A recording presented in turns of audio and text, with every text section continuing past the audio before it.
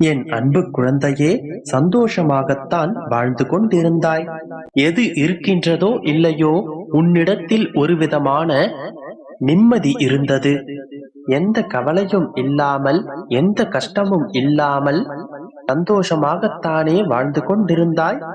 உன்னுடைய சுப வாழ்வு ஒரு மேகத்தை போல சட்டென்று கலைந்து விட்டது. கஷ்டமான நாட்கள் உன்னை கைது செய்து விட்டன. உன்னுடைய மனதும் நரம்பும் தளர்ந்து விட்டதால் இரவில் உனக்கு நிம்மதியான தூக்கமில்லை. நன்மைக்குத்தானே காத்து கொண்டிருந்தேன், ஏன் எனக்கு தீமை வந்தது? நம்பியவர்கள் எனக்கு ஏன் துரோகத்தை இழைத்தனர்? நான் நீதியாகத்தானே இருந்தேன், அநீதி என்னை ஆட்டி படைக்கின்றது. இவையெல்லாம் ஏன் என்ற கேள்விகளும், எதற்காக என்கின்ற வருத்தத்துடனும் புலம்பிக் கொண்டிருக்கின்றாய். வெளிச்சத்தில் நீ நடந்து கொண்டிருந்தாலும் உன்னுடைய கால்கள் இடறுகின்றன. பகலிலேயே உன்னுடைய கண்கள் இருட்டை சந்திக்கின்றன. சந்தோஷத்தை உன்னுடைய மனம் உணராமல் துக்கத்தில் உன்னுடைய மனம் மூழ்கி கிடக்கின்றது. மொத்தத்தில் இப்போது நீ நீயாக இல்லை. இதுதானே இப்போதைய உன்னுடைய நிலை. கலங்காதே என் கண்மணியே.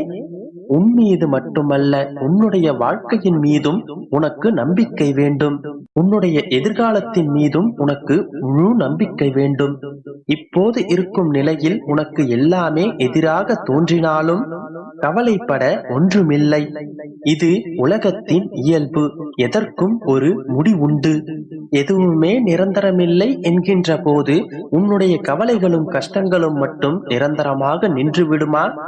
நல்லவர்கள் சோதிக்கப்படுவார்களே தவிர என்றும் தோற்றுவிட மாட்டார்கள்.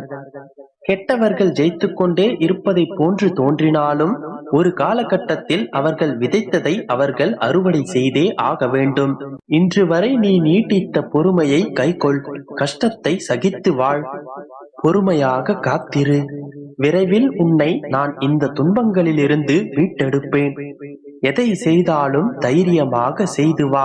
உனக்கான முடிவை நான் தருகிறேன். உனக்கான முடிவை நான் தான் எடுக்கவும் போகின்றேன்.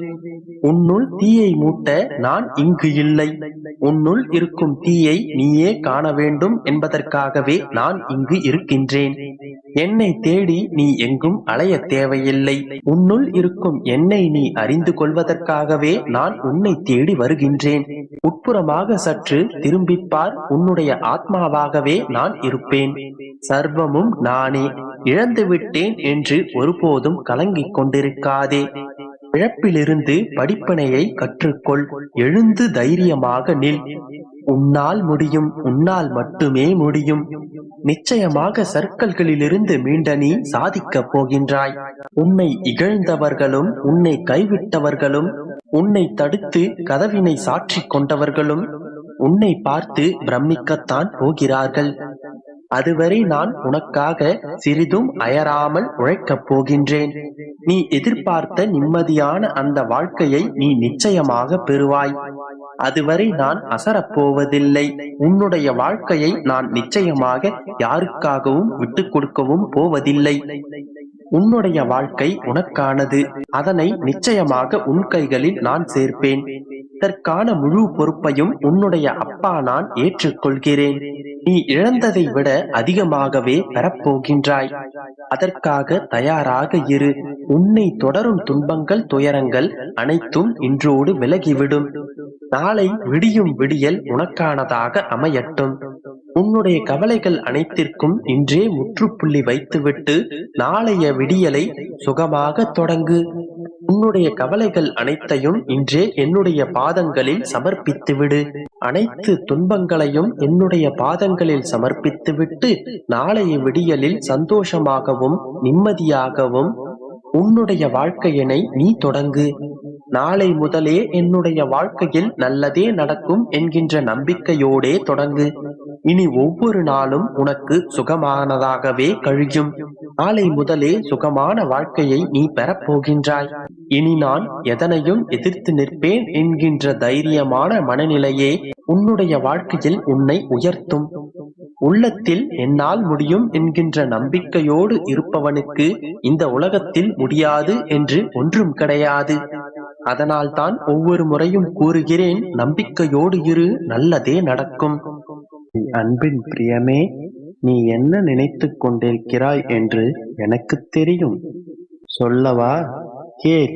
கெட்டவர்கள் சந்தோஷமாகவும் நிம்மதியாகவும் வாழ்கிறார்கள்.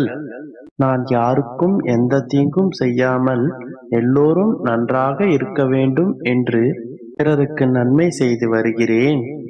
ஆனால் நான் நிம்மதியாக இல்லையே என்று மனதில் புலம்பிக் கொண்டிருக்கிறாய். இது இன்றோ நேற்றோ அல்ல, காலம் காலமாக நல்லவர்கள் புலம்பிக் கொண்டிருப்பது வழி வழியாய் வந்து கொண்டுதான் இருக்கிறது. நீ உனது கர்ம வினைகளின் பலன்களை அனுபவித்து அனைத்து பாவங்களையும் சுத்தம் செய்து கொண்டிருக்கிறாய். உன்னுடைய கர்மம் அனைத்தும் முடிந்த பின் நீ அளவற்ற மகிழ்ச்சி வெள்ளத்தில் பொங்கப் போகிறாய். ஆனால் கெட்டவர்கள் இப்பொழுது நன்றாக இருப்பது போல தோன்றும்.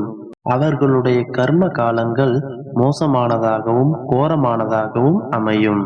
நீ உன் வாழ்வில் அப்படிப்பட்டவர்களின் வாழ்க்கையை கண்டிப்பாக பார்த்திருப்பாய். அதனால் உன்னால் இப்பொழுது இருக்கும் கஷ்டங்களை சமாளிக்க முடியும் என்று நம்பிக்கையோடு இரு.